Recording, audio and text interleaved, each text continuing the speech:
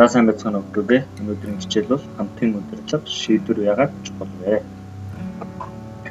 За хичээлийг хэлхийн өмнө нэг ийм үгийг бид санацгаая. Цовж явсан барсаас цуглаж суусан шаалгаад. За дэвтэртээ энэ үгийг бичээд үгийнх нь утгыг өөрийнхөө үзэл бодлоор тайлбарлаж байна. За өнөөдрийн хичээлийн зорилго хамтын удирдлага, хамтын шийдвэрийн үндэс нь ач холбогдол хүүхдийн өөрийн удирдлагын байгууллагын онцлогийг ойлгоно, түүний өөрийн амьдралд хэвшүүлэхийг эрмэлздэг болох бол өнөөдрийн хичээлийн гол зорилго болж байна. За дасгал. Хамтын удирдлага яагаад чухал вэ? За биелүүлээ нэг тохиолдолд ажиллая. За энэ тохиолдолд За Бата цэцгийн нар нэг ангид сурдаг байсан. Бидний ангид хичээлээсээ хоцордог, хичээлийн үеэр гар утсаараа ярьдаг, загтал бичдэг, тоглодог, дэ өмнө дур мэдийн шийдвэр гаргадаг гэх олон асуудал байн гардаг. Ингээд ангийн дарга цэцгээ эдгээр асуудлыг хэрхэн яаж шийдэх, нэмж урамтай болгох талаар судалсны эцэст анги хамт олноороо дагаж мөрдөх үнэтэй болох нь зөв. За эхлээд дөрмийн талаар ангийн найз нартайгаа зөвлөлтчээ.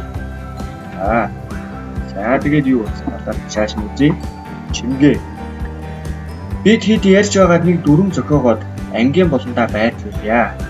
Энэ цаг үеэс дагаж мөрдөх хэрэгтэй. Бид л санаачлагтай байхгүй бол манай ангийнх нь хийхгүй гэж. За тэгтэл бат.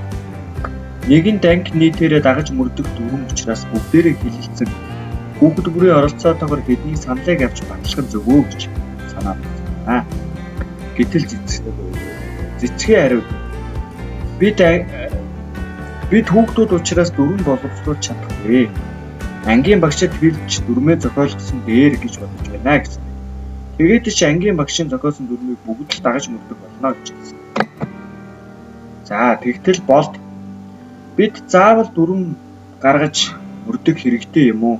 Өөрсдөө хичээгээд бие хөндлөөд явбал болно шүү дээ гэж болгосон. За тэгэхээр хүүхдүүдэд та бүхэн одоо яах вэ гэхээр чимгээ, бат, цэцгээ, болд нарын хэний саналыг зөв гэж үзэж байгаагаа бичиж.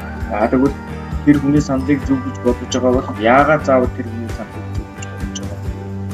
Зөв гэж бодох болсон шалтгаан юу вэ? Маш За дэмжигчгүй сурагчийнхаа саналын дагуу баг болон одоо өөрсдөө хөвгөдөө энэ хүсэлтийг ажил. За чимгээг яагаад дэмжиж байгаа гэдэг чимгээ юм уу, бат юм уу, цэцгээ юм уу бодыг дэмжиж байгаа бол дэмжижгүй сурагч гэдгийг хүсэлтээ юм гэдэг. Дэмжиж байгаа үндэслэлээ арга бичгээ. За чимгээг яагаад дэмжиж байгаа вэ? За чимгээгийн ярьж байгаагаас энэ дүрм журам хэрэгтэй гэж бодож байгаа бол дүрм журам хэрэгтэй, ийм байх хэрэгтэй гэж зарчманд таалагдж байгаа бол тэр үндэслэлээ арга бичгээ. Хэрвээ болдойгчтой адилхан санаа чинь нэлээд ангид заавал дүрм журам байх шаардлагагүй. Бид дүр өсөлтөгийг хичээгээ явуулах болно гэж бодож байгаа бол болдын арга тавиад үндэслэлээ бичгэнэ. Яагаад энэ манай үндэслэлээр чиглэж. За дараагаар нь юу хийх вэ гэхээр бүгдээрээ эдгээр асуултуудад за ихний асуулт. Ганцаар болон хэсэг бүлгээр хамт олонны өмнөөс асуудлыг шийдэхийг үр дагавар нь. За хэрвээ чи одоо анги нийтийн өмнөөс чиний өмнөөс хин нэг шийдвэр гаргахыг үр дагавар нь. За хоёрдугаар хамт олон өөрсдийн өмнө тулгарсан асуудлыг шийдэх нь ямар давуу болон сул талтай вэ? Хамт олноороо одоо багаараа асуудлыг шийдвэрлэх нь ямар сул болон давуу талтай гэдэг бичих. За таны өмнөөс бусад хүн шийдвэр гаргахыг зөвшөөрөх нь ямар тохиолдолд зөв байх вэ? За өөрөө чинь одоо хин нэгний өмнөөс бусад хүн шийдвэр гаргах нь зарим тохиолдолд зөв байж болохгүй. Тэгвэл болно гэж үзэж байгаа бол яагаад зөв вэ гэдгийг хариулж өгч. За дээрх гурван асуудлын аль нь чухал вэ? Аль чухал гэж байгаагаа.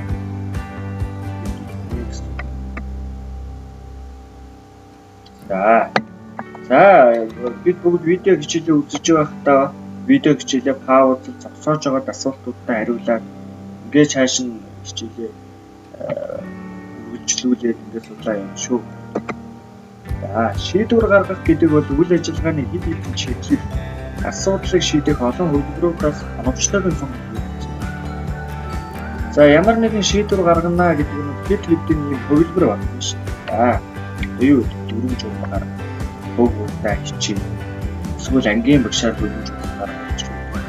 Эдгээр хөлбөрөөс хамгийн зөвхөнтэй хэцүү оновчтойг сонгох үйл явцыг бид нэр шийдвэр гаргах гэж байна.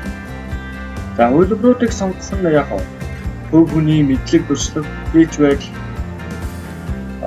зүүн совин арга барил зэрэгээс шалтгаалдаг. Тэр бид бүгд одоо мэдлэг туршлага маань шийдвэр гаргах гэж чухал зүйлээ гэж байна. За мөн тэлж байдал. За тэр хөв хүний арга барил бас их чухал байна шийдвэр гаргах. За тэгвэл хамтын шийдвэр гэж яг юу хэлээд байгаа юм бэ? За хамтын шийдвэрийн үе шатуудыг хэлэх. Хамтын шийдвэрүүдийн дараах юм 5 үе шатаас нэгдүгээрт нь шийдвэрлэх асуудал. За өнөөдөр шийдвэрлэх манай ингээд жишээ нь ямар асуудал байх юм бэ гэдгийг олох юм шүү. Жишээ нь одоо ангийн цэвэрлэгийн асуудал. Анги техниктэй бохор заваас сууж байгаа асуудал. За дараа нь шийдвэрлэх асуудлаа ойлгох асуудал ойлгох. Яагаад бид ямар хорох шигтэй бэ асуудал ойлгох. Тэгээд хөлбөрүүдийг боловсруулах. За ингээд гэж багаас хэдэн баг ван гэж. За хүн болгон ингээд шаардлага тавиад одоо яг шиг хог хийхгүй багтлаас ингээд хөлбөрүүдийг боловсруулах. За дараа нь тэр хөлбөрүүдээс сонголтоо хийх. За нэг юм дээр сонгох биш. За тэгээ шийдвэрээ хэрэгжүүлэх. За ийм үе шатуудыг хамтын шийдвэрийн үе шат гэж байна. За тэгээд за ер нь бол ардчилсан нэг бид бүгд яг аливаа нэгэн асуудлыг шийдэх. Бид хинч байсан өөрт хамаатай асуудлыг шийдэх бүрэн оролцох хэрэгтэй байна. За тэгээ олон хүн оролцож хамтран гаргасан шийдвэр хамгийн зөв бөгөөд өөрсдөө одоо яг оролцсон учраас бүгд дагаж хүлээн зөвшөөрөх.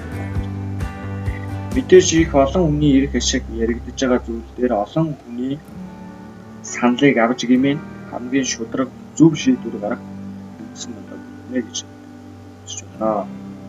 За хамтын удирдлага шийдвэрийн үндэс нь үүнд оршдог. Өөрөөр хэлэх юм бол бүгд нийлээд хамтын удирдлагыг бий болгох. Эндээс хамтын шийдвэрийг гаргадаг гэсэн.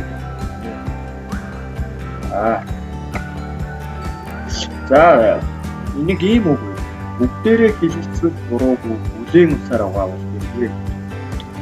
Монголын тэр бүгдээрээ хилэлцвэл буруугүй бүлээн усаар угаавал хэрэггүй гэсэн үг.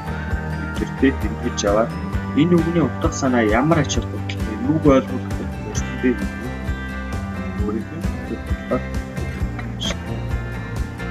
За гэрийн дал сургуульчгийн 81-р хуудас асуудал шийдвэрлэлээр нэг анхааралтай унших дааврын дагуу хамтдаа ажиллаарай. За анхаарал хандсан байна.